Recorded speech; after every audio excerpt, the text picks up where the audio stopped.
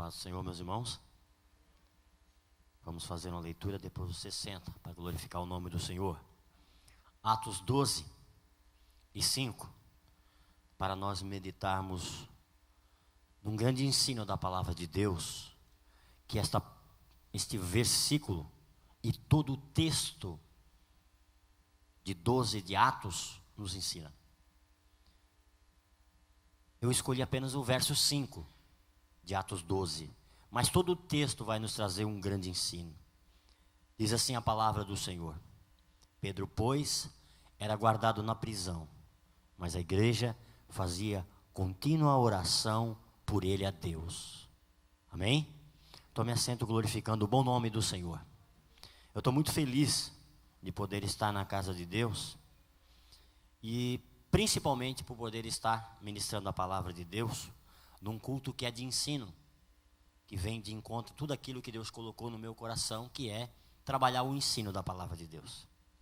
E aí, eu poder compartilhar com vocês nessa noite uma palavra que o Senhor me ensinou, uma palavra que o Senhor trabalhou na minha vida ao longo desses 14 anos de fé, para que eu pudesse estar aqui de pé diante de vocês, e mais do que isso, poder estar firme e constante.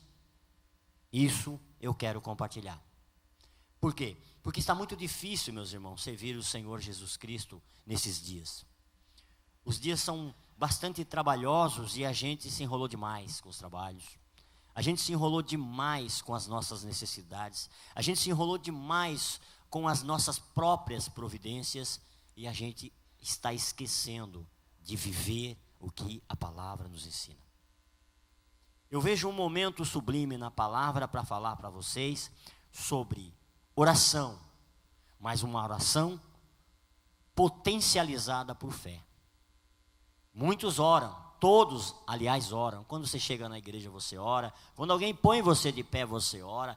Alguém pede para você fazer uma oração, você faz. Nós aqui em cima fizemos várias orações na liturgia do culto. É oração. A gente ora lá em casa, agradecendo o alimento, ainda que seja aquela oração: abençoa, Senhor, que eu estou que não aguento. A gente faz essa oração rápida, pedindo graça. A gente ora o tempo inteiro. Mas parece-me que são orações frívolas. São orações frias, são orações do tipo só para desencargo de consciência. Agora, esta aqui não. Esta aqui é uma oração profunda. Esta aqui é uma oração ativada na fé. Essa é uma oração diferente. A Bíblia diz que este discípulo do Senhor, Pedro, estava preso por uma ordenança de um rei que estava matando o discípulo do Senhor. Não estamos muito longe disso, ainda bem que aqui no Brasil ainda não, mas por aí estão matando muitos discípulos. Eu recebi uma mensagem da coordenadora da direção de missões internacionais no nosso e-mail dos integrados, pedindo que nós, todos os obreiros, passassem a orar incessantemente, porque na África, os budistas, escutem bem, não é nem os muçulmanos, os budistas se levantaram contra a igreja cristã para matar missionário. Se isso chegar no Brasil, muitos de nós vai apostatar da fé. Vai largar, simplesmente vai largar a cruz com muita facilidade. Mas a Bíblia diz que este homem estava preso, e do jeito que ele estava preso, havia uma sentença de morte, porque já haviam matado um, e estavam esperando as coisas acalmar para matá-lo também. Mas ele age de uma forma diferente dos outros. Ele vai para a prisão, algemado, 4 quartenas de soldados cuidando dele, e ele dorme. Simplesmente ele deita e dorme, como se ele tivesse assim, com uma certeza absoluta, que nada mais do que a vontade de Deus ia acontecer na vida dele. E eu quero dizer para ti que eu vivo exatamente isso agora. Eu tenho uma certeza, irmãos, na minha vida, que se Deus me levar agora, eu estou bem com Deus. Eu até ousei essa semana em falar: Senhor, se tu precisar me salvar, leva agora, porque agora eu tenho certeza que eu estou bem contigo. Amanhã já não tenho, agora eu tenho. E foi o melhor momento, a melhor fala. E alguém pode dizer: credo, que fala de tolo. Não, eu conheço o meu coração. Eu falei com a sinceridade no meu coração. Por quê? Porque eu tenho sabido em quem tenho crido e tenho cuidado em andar na sua presença. E é difícil andar na presença de Deus hoje.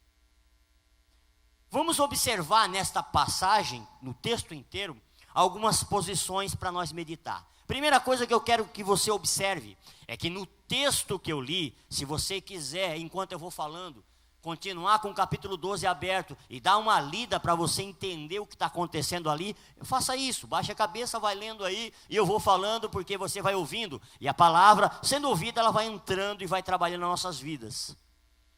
Eu identifiquei alguns grupos, e eu quero que você identifique comigo, nesse texto, alguns grupos. O primeiro grupo que eu entendi que existe na terra ainda, e já existia naquele contexto, são os herodianos. São aqueles que perseguem os crentes. Sempre haverá na terra os perseguidores dos verdadeiros crentes. Estou falando de crente. Eu estou falando daquele que adora a Jesus. Daquele que ama a Deus. Havia esse grupo perseguia a igreja, matou um, prendeu Pedro e iria matá-lo. Mas eu identifiquei mais um. O grupo dos discípulos, aqui representado pelo próprio, o Pedro. Discípulo é aquele que nas circunstâncias mais difíceis, ele consegue deitar e dormir até nas suas prisões, nas suas maiores agruras, nas suas maiores dificuldades. Ele deita e diz: eu durmo porque eu sei em quem tenho crido, e ele há de entrar em providência. Eu me lembro de Jó, na circunstância que aquele homem estava. Ele diz que por fim o seu Redentor iria se levantar sobre a terra. Ele estava dizendo: ei, eu confio, e o meu Redentor vai entrar com providência. É fantástico você poder acreditar em alguma coisa. Por muitos anos na minha vida, eu tentei nos livros, estudando, achar alguma coisa de concreto e de absoluto que eu pudesse crer e que me desse uma baliza para viver bem, e eu não achei. Até o dia que eu achei este livro. Aí neste livro eu descobri as coisas palpáveis, as coisas seguras, as coisas verdadeiras, as coisas claras. Tudo aqui é claro para mim, tudo aqui é cristalino e tudo aqui se cumpre. Graças a Deus. Eu encontrei também um outro grupo chamado igreja, aquela que se reúne na casa de A, de B, ou aqui nos templos, se une e se reúne para orar. O que é oração, senão uma fala espontânea, verdadeira, clara, com aquele com quem você deseja falar? Isso é uma oração. A Bíblia nos ensina, em pelo menos 2 momentos, através de Jesus, dizendo: olha, você pode orar assim, ou você pode orar de outro jeito, que é se recolhendo, fechando a porta do seu quarto e falando em secreto com o seu pai, e o seu pai em secreto te ouvirá e te responderá. E eu não sou muito a favor, e não faço muito, vocês vão ver ao longo da vivência comigo, de estar orando muito em público, não. Tem uns que gostam, e eu respeito, mas eu fico com essa parte de orar mais em oculto. Porque o meu pai que está em oculto, ele vê, e ele responde. Amém? Aí eu encontrei um outro grupo. Um grupo chamado os duvidosos na oração. naquela oração, eles tinham pedido. E o pedido, o objetivo da oração é: Pai, tira nosso irmão Pedro da prisão. Pai, livra nosso pastor Pedro da prisão. O discípulo teu, não deixa ele morrer. Já mataram um. Eles estavam orando por isso, na casa da irmã Maria, a mãe de João Marcos. E por incrível que pareça, o Senhor foi lá e tirou o Pedro. E agora, o Pedro está no pátio externo, ou seja, lá no portão principal, batendo e chamando para que alguém ouvisse e deixasse ele entrar. E eles não acreditaram que ele estava lá fora. Uma menina que compõe o outro grupo, o grupo dos que crê sem ver, uma menina chamada Rode, ouviu, foi até a porta, não abriu a porta, mas reconheceu a voz de Pedro, voltou e disse: gente, ele está aí fora. E os duvidosos: ô menina, tu está fora de si. Que é isso? Te aquieta. Ele está preso e muito bem guardado. Mas a menina, alegre estava, alegre ficou. Não, ele está lá fora. Eu ouvi a voz dele. Eu não abri a porta, por isso não vi. Mas eu ouvi, eu criei, ele está lá fora. A igreja é composta desses grupos. Gente orando e só acredita se vê. Mas tem gente, graças a Deus, que não precisa ver, ouve e crê, e por isso recebe. Irmãos, tudo que eu tenho pedido para Deus, Deus, eu não quero ver nada. Tem muita gente dizendo que quer ver paralítico andar. Eu não quero, eu já criei que paralítico em nome do Senhor Jesus Cristo anda por ordem dele. Se ele fizer, não vai me espantar em nada, nem vai me aumentar o brilho nos olhos, porque o brilho dos meus olhos estão fitos em Cristo Jesus. Nada ele precisa me provar mais. Mas tem gente que tem que ver. Tem gente, inclusive, que quer mostrar-se fazendo isso. Que pena. O Senhor Jesus Cristo disse que são sinais que devem acompanhar. Se é sinais que devem acompanhar, deve vir atrás do crente. Não deve ir na frente. Não é: eu ordeno, filma aqui que eu vou mostrar. Não, eu oro e vou embora, e o nome de Jesus faz a obra. O Senhor Jesus faz a obra, e a honra e a glória é para Ele. É diferente. É diferente. Eu quero compartilhar com vocês também a observação de 3 ferramentas importantíssimas que nós devemos levar para as nossas dificuldades, para as nossas prisões, para as nossas lutas. No meio da tua luta, 3 ferramentas tu tem que ter lá dentro contigo. 3 coisas tu tem que ter. Eu, graças a Deus, aprendi a tê-las. E aprendi a mantê-las. É importantíssimo. A primeira coisa, o cinturão. Ou seja, aquilo que te cinge. E isso, em Efésios, quer dizer verdade. O cinto da verdade.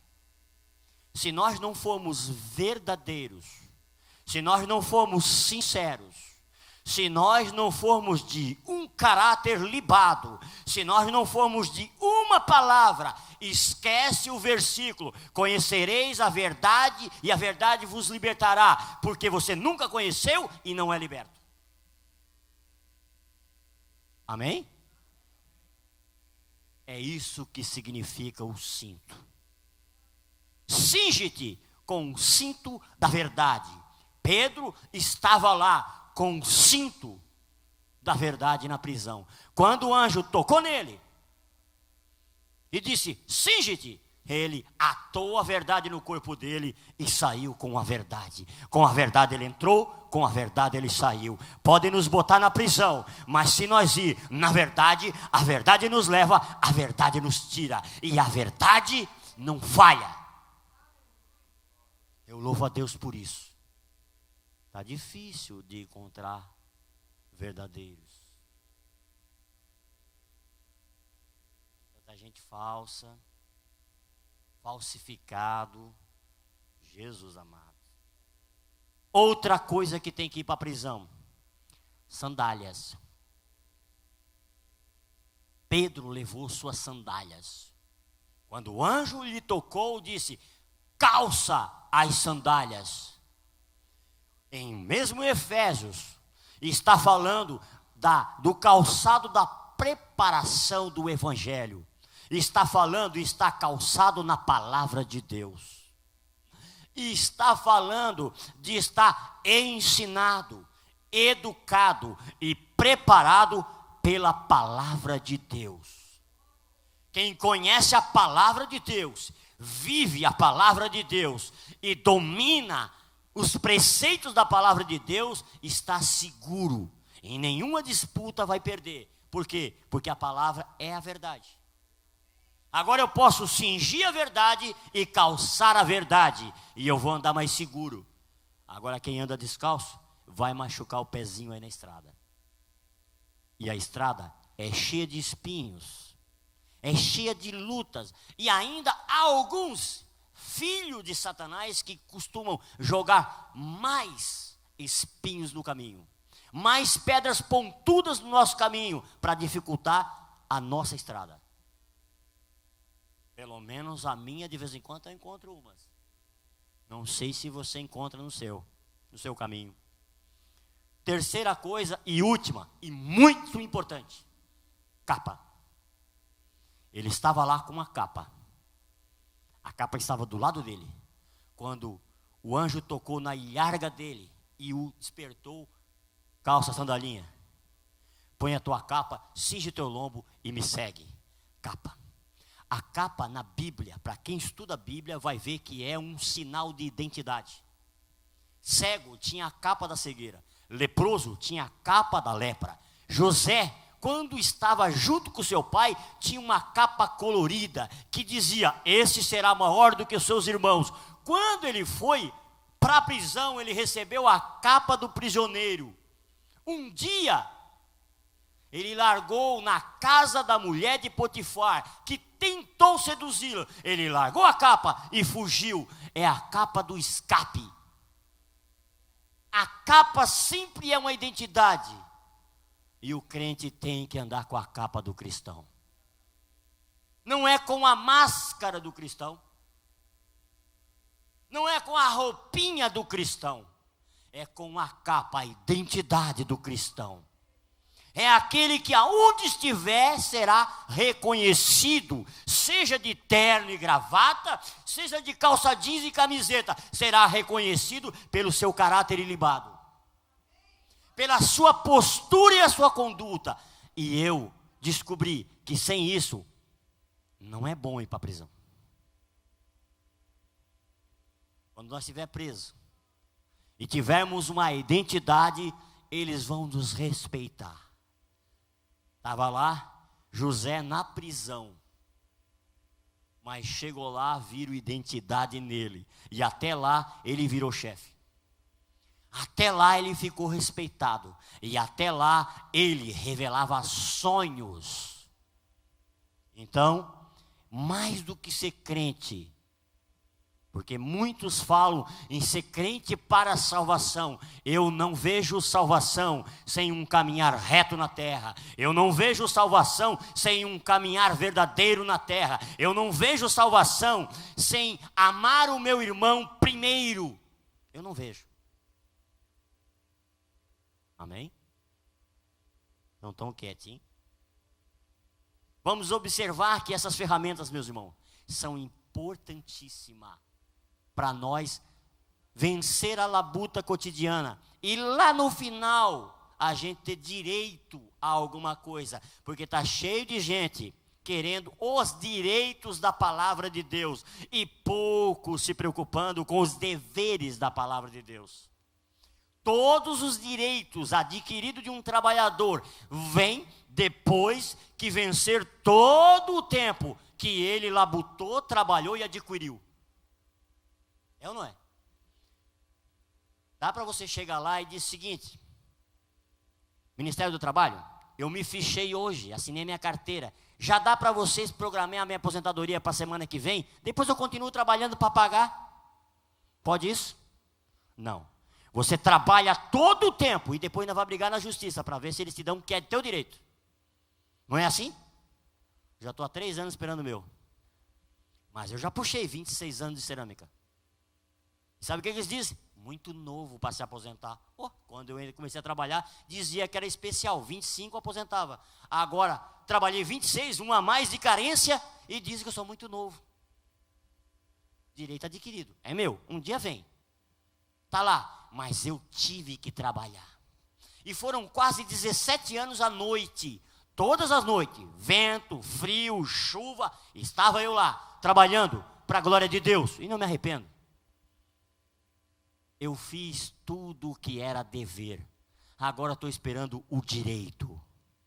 Faça tudo o que é dever e depois espere o que é direito. O direito está salvaguardado na justiça de Deus. Ele prometeu, ele entrega. E não precisa entrar em outra justiça, porque a justiça é do justo juiz, o próprio. Aleluia por isso. Não haverá intervenção, não haverá prorrogação de tempo. É o tempo da justiça de Deus, vem certo, graças a Deus. Eu vi também, e nós vamos observar juntos, o cativeiro do crente. Quando ele está no cativeiro, quando ele está na prova, é o momento que Deus mais vai falar e operar. Quando a gente está bem, quando a gente está planejando, quando a gente está com a mão, sustentando e até dizendo, não, é porque eu trabalhei, como eu disse agora, eu trabalhei, tenho direito de me aposentar, eu trabalhei. Quando a gente assinou, quando a gente estabeleceu e registrou no cartório, não, eu fiz, eu me segurei, está segurado, eu fiz o seguro do meu carro, agora eu posso bater. Enquanto a gente está seguro por nós mesmos, a gente não carece de exercer isso que nós vamos ver nesse texto. Agora, quando nós estamos na prova, e aí o seguro nosso já não adianta mais. O nosso registro em cartório já não adianta mais. O médico especialista já não adianta mais. O amigo que pode estender a mão já foi embora. Já não pode mais. Aí sobra Deus. Aí carecemos entender o que acontece aqui. Aqui a Pedro, os melhores amigos, discípulos, já não poderiam fazer mais nada. Antes tinham que fugir, escapar por suas próprias vidas. Porque eles também estavam sendo procurados. Qualquer amigo que pudesse tentar fazer alguma coisa, não poderia. Ele deitou na prisão e descansou, sabendo que só Deus podia fazer alguma coisa. Agora, eu acredito, pelo texto narrado, que nem ele esperava que Deus o ia tirar. Ele sabia e entendia que ia partir com o Senhor e já estava tudo bem para ele. Ele já estava feliz. Mas aí o Senhor resolveu guarnecer a fé dos que estavam fora. O Senhor resolveu estabelecer um pacto firme de fé para os que estavam fora. Às vezes Deus faz um milagre na gente para fortalecer os de fora. Amém? Deus já usou a minha vida fazendo algo que eu não queria e que eu não planejei e que eu não esperava para poder fortalecer os meus. Isso é bom. Isso é bom. Porque aí a gente vê Deus 2 vezes. A gente vê Deus na nossa vida e vê Deus operando na vida dos outros. Bom quando as pessoas entendem isso. Ruim quando elas não entendem. E ainda dizem, Deus não falou. Deus quase matou alguém do teu lado e tu diz: Deus não falou. Deus quase levou a zero, a ruína, alguém do teu lado e tu diz: Deus não falou. Tu queria que fizesse o quê? Zerasse? Fulminasse alguém como no passado ele fazia? Eu percebi pelo menos 5 coisas extraordinárias que acontecem quando o Senhor entra em providência. A primeira coisa que aconteceu naquela prisão, houve luz. Porque o anjo do Senhor brilhou dentro da prisão. Prisão e luta é lugar de trevas, é lugar de sofrimento, é lugar de escuridão e é lugar de perguntas do tipo: por que comigo, Senhor? Por que desse jeito, Senhor? Por que está demorando tanto, Senhor? Por que tu me desamparaste? Jesus falou na cruz: Lemá, lemá, sabactane. Deus meu, por que me desamparaste? Porque naquele momento, na cruz do Calvário, estava Jesus ali, com todo o pecado da humanidade sobre a vida dele, densas trevas sobre a vida dele, e ele não havia pecado, e Deus não pode olhar para o pecado. Então Deus se virou, não podendo olhar para o seu próprio filho, porque o pecado da humanidade estava sobre ele, e ele clamou, e ele disse: Pai, por que me desamparaste? É tremendo pensar que na cruz do Calvário o meu pecado e o teu foi para a vida de um justo, que nada fez. E até o próprio pai dele virou-se, entendendo que era muito pesado aquilo para ele. Eu vi aqui luz naquele lugar. Um homem deitado, um homem normal, um homem comum, servo de Deus, recebe a presença do anjo do Senhor dentro da cela. E a luz chega naquele lugar. Eu profetizo que a luz chegue na tua prova. Eu profetizo que o Senhor visite na tua necessidade. Eu profetizo para que Deus entre com providência naquela prova que só tu conhece, geme e chora quietinho. E as pessoas olham para ti e não veem. E ainda dizem: vida boa. Está tudo bem, olha lá, anda de carrão, tem casa boa, mas tu estás em prova, e eu profetizo a luz do Senhor entrando na tua prova. Aleluia, Jesus. Nós somos profetas do Senhor. A palavra é a profecia. Eu tenho autoridade pela palavra, você tem autoridade pela palavra. Então profetiza coisas boas para as pessoas. Aleluia, Jesus. Eu vi uma segunda coisa. Quando ele chega, ele toca. Jamais Jesus chega próximo de você na prova e não faz nenhum tipo de sinal. Ele toca na nossa vida. Ele mexe na nossa estrutura. Nesse homem que dormia, ele cutucou e acordou.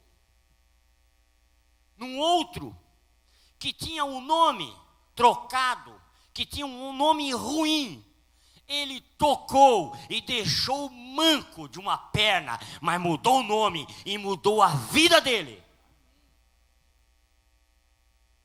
Era um complicado da vida, era um disputador da vida, era um homem que até o nome já atrapalhava ele, mas ele teve uma ousadia. Ele recebeu o Senhor e ele lutou com o Senhor. E ele não largou o Senhor até que fosse tocado. E o anjo tocou. E tocando, ele recebeu a bênção. Então, profetizo de novo: luta pela tua bênção. Não desiste nunca. Insiste, porque o Senhor procura os verdadeiros adoradores que adoram o Pai em espírito e verdade, e esses lutam, não se entregam nunca.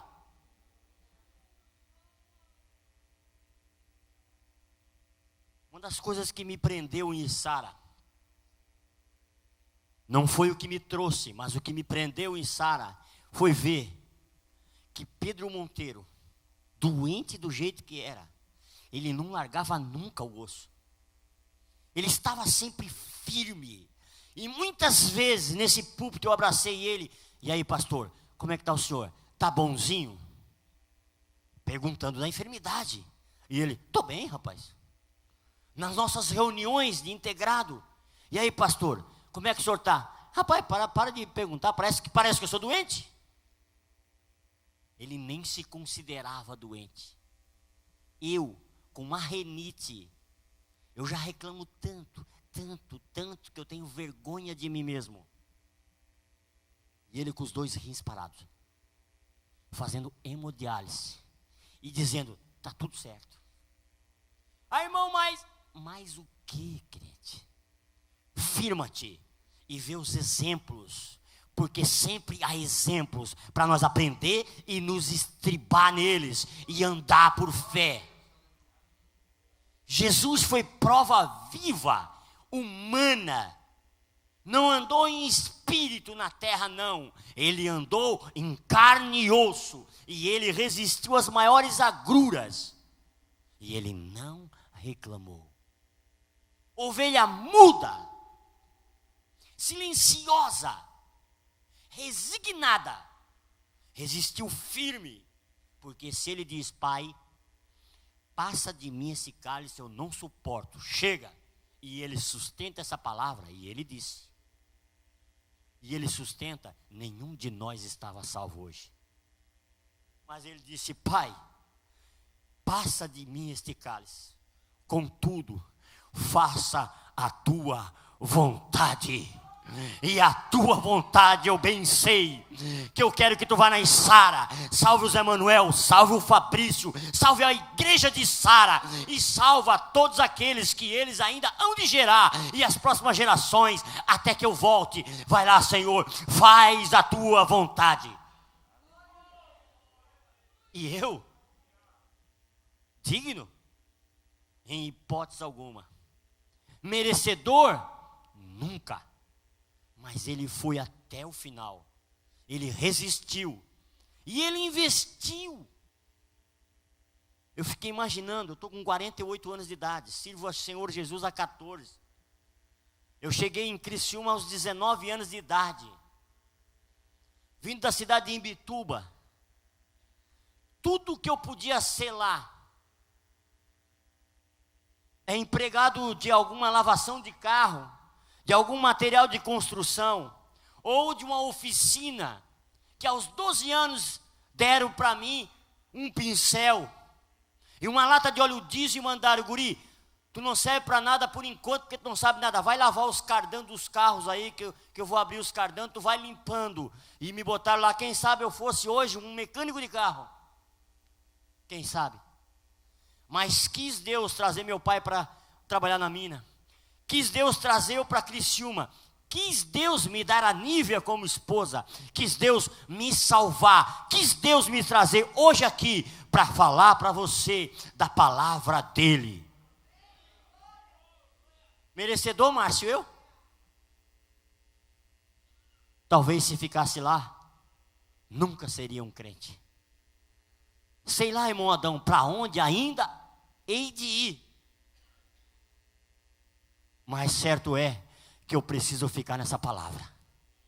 Eu preciso continuar cuidando dos meus passos. Eu preciso continuar cuidando da minha fé. Eu preciso continuar batalhando pela minha fé, porque isso vai edificar a minha salvação.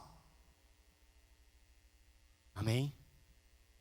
Eu vejo outra coisa. Quando o Senhor toca, o crente fica de pé. Todas as vezes que o Senhor toca na gente, ainda que a gente esteja todinho moído, a gente fica de pé. Aliás, a Bíblia diz sempre, e é sempre um comando do Senhor, põe de pé e eu falarei contigo. É um comando do Senhor. O Senhor não fala com ninguém deitado. Jesus chega na casa de alguém e alguém apresenta, está morta. Ele chega e diz, não, dorme. Ele ora, põe de pé e entrega. Às vezes ele diz, dá de comer. Às vezes ele diz, não fala para ninguém, mas ele sempre põe de pé. Passa um cortejo fúnebre, tem um menino morto, ele chega, toca no esquife e põe de pé a criança. Ele sempre põe de pé. Daniel orou. Quando apareceu a bênção, ele caiu prostrado. O anjo disse, firma-te e põe de pé, e eu vou falar contigo. Homem muito amado e desejado, desde o primeiro dia que tu oravas, ele ouviu. É porque teve uma grande luta ali em cima, mas ele já tinha ouvido desde o primeiro dia. Deixa eu profetizar mais uma vez para ti. Deus está ouvindo as orações. Tudo isso que está acontecendo conosco é Deus respondendo oração. É Deus fortalecendo a nossa fé. E Deus mexendo nós e colocando nós de pé, porque nós estávamos muito sentados. Muito prostrado, Fabrício. Muito confortável. Muito acomodado. Aí o Senhor toca e põe nós de pé. Agora está todo mundo alvoroçado. E o Senhor dizendo, gostei. É assim mesmo que eu quero. Alvoroçadinho, mas tudo na minha presença é o que importa. Amém? Aleluia, Jesus. E por fim eu vi, sempre que o Senhor faz essas ações todas, Ele traz libertação. E não foi diferente. Só que o entender a libertação de Deus é que é estranha. Porque aquele homem estava algemado. As algemas caíram. Ninguém pediu a chave emprestado. As algemas caíram. Os soldados estavam ali e ali permaneceram. 4 quartenas de soldado. Soldado do lado, soldado na frente, soldado na primeira porta, soldado para tudo quanto é lado. Eles estavam ali e continuaram ali e não viram nada. Portas e portas, ferrolhos, fechadas estavam, fechadas permaneceram. Mas o homem de carne passou por elas e elas não foram abertas. O Senhor nunca vai fazer o milagre que nós podemos fazer. Se nós tiver a chave na mão, Ele vai dizer, vai lá e abre. Se nós pudermos ir lá e barganhar, e negociar com os guardas, e dizer, sai, vai fazer um lanche aí, e deixa isso aí conosco que a gente cuida, Ele vai deixar que a gente faça. Agora, quando nenhum de nós pode fazer nada, Ele entra. Ele não espanta e não assombra ninguém. Ele faz cair as algemas. Ele faz quem está ali ficar paralisado. E Ele atravessa as portas e nos põe pelo lado de fora, contemplando e abismado, como Pedro ficou. E ele disse, agora sei que verdadeiramente estou livre. Eu estou livre, eu estou para o lado de fora. Como pode? O próprio Pedro ficou abismado. E lembrou da casa da irmã Maria, a mãe de João Marcos, e disse, eu vou para a casa da irmã Maria. Tomara que o crente, quando sair da sua prova, a primeira coisa que lembre é de procurar a casa de oração. Para agradecer e dizer obrigado, Senhor. Obrigado, Senhor, porque o Senhor entrou com providência. Eu vi nessa igreja, acompanhei de perto algumas lutas travadas. Lembro-me de uma, pelo menos forte, a da Simone, esposa do Éder. E fui lá uma das vezes que eu fui lá, eu orei por ela e disse, filha, Deus vai fazer o que tiver que fazer pela medicina, mas vai fazer um milagre na tua vida para usar a tua vida. E as pessoas vão receber oração de ti, mas agora uma oração diferente, porque tu tens um testemunho vivo, tu tens uma prova viva no teu corpo para edificar a fé. E aí a fé de muitos será edificada, e aí muitos crerão. E quando eu vejo ela caminhando, quando eu vejo ela andando aí pela rua, com saúde, com as limitações, porque as marcas sempre vão ficar, mas com saúde, eu vejo Deus operando na vida dela. Eu sei que Deus está operando na vida de vocês, mas talvez alguns de nós aqui nessa noite precisam ouvir essa palavra para tomar posse desta fé e ativá-la para receber por completo o milagre e para ser livre e para poder dizer: Senhor, eu creio e eu recebo e eu vou fazer segundo aquilo que tu colocar no meu coração. Essa palavra é tremenda, meus irmãos. É tremenda. Porque essa palavra vivifica. A oração aqui foi apenas um pano de fundo para o agir de Deus. Não foi a oração de ninguém que libertou, sarou e curou. Quem libertou, quem fez os milagres foi Jesus Cristo, mas a oração serviu, todo o enredo serviu para nos dar testemunho que as coisas acontecem quando estamos unidos e reunidos no nome de Jesus. Enquanto tens saúde, nunca despreze estar na reunião dos santos, testificando e recebendo a oração da fé, porque aqui o Pai fala, e se você disser que Ele não falou hoje, rasga a tua Bíblia, porque a palavra de Deus é a boca de Deus falando. Sempre que a palavra de Deus for pregada, é a boca de Deus aberta, ministrando para mim e para a tua vida. Eu quero pedir a você se colocar de pé, dê o tempo, vamos orar. E eu quero orar reunido com você. Eu quero que você venha à frente, se você sentir no coração, e diga: Senhor, todo esse enredo, todo esse contexto, tudo isso que acontece, eu quero sim, Senhor, receber. Quero sim, Senhor, entrar nesse milagre. E quero que o Senhor faça isso comigo. Se você crer, vem na frente. Eles vão preparar ali um fundo ali. Oh, cadê o cantor? Tu vai fazer ali um solo ali? Oh, o povo está vindo. Glória a Deus. Vem, crente. Ou vai dizer que a tua vida está tão boa que não tem nenhuma provinha. Amém. Amém. Eu posso pedir para o Senhor ungir o homem de Deus? Unge o homem de Deus, uma oração especial. Ele tem fé e o Senhor fará. Aleluia, Jesus. Mas alguém tem uma enfermidade e quer receber oração, os presbíteros estão aqui e eles vão orar e vão impor as mãos e o Senhor fará um milagre. Eu creio que o Senhor nessa noite vai curar.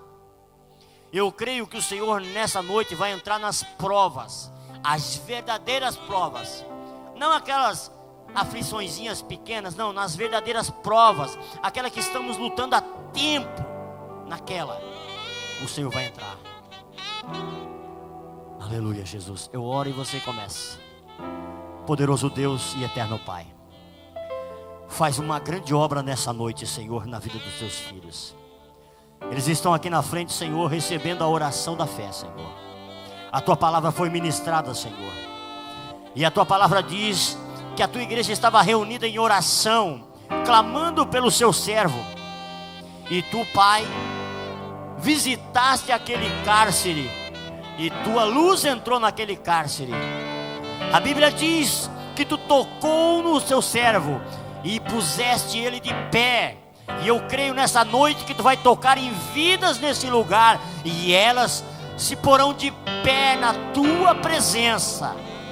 A Bíblia diz que as algemas da enfermidade, as algemas das lutas financeiras, as algemas, Senhor, das dificuldades no matrimônio, no trato com os filhos, Deus, põe todas por terra para a glória do teu nome. Destrava, Senhor, essas portas e conduz teus filhos à liberdade, uma liberdade espiritual linda, maravilhosa, de sorte que tu possa usá-los. Se tem alguém aqui, Senhor, com pouca fé, a Bíblia diz que pedindo tu acrescenta. Então acrescenta a nossa fé nessa noite, Pai. Eu te peço, Senhor Jesus, Deus, aqueles que não precisam ver para crer, usa estes nesses últimos dias, Senhor. Usa com poder, usa com graça, Senhor. Faça com que eles voltem a profetizar, Senhor. Que eles voltem, Senhor, a impor mãos santas e ungidas, Pai. Xarabaçu de cantarabagai, enegemandarabaçou de geimachai, reclastui me cantarabagai. Deus, o poder que há na tua palavra, Senhor. Que teu Espírito se mova em nosso meio nessa noite de forma sobrenatural. Livra, liberta e enche do teu poder, Pai, para a glória do teu nome, Senhor. Aleluia, Jesus.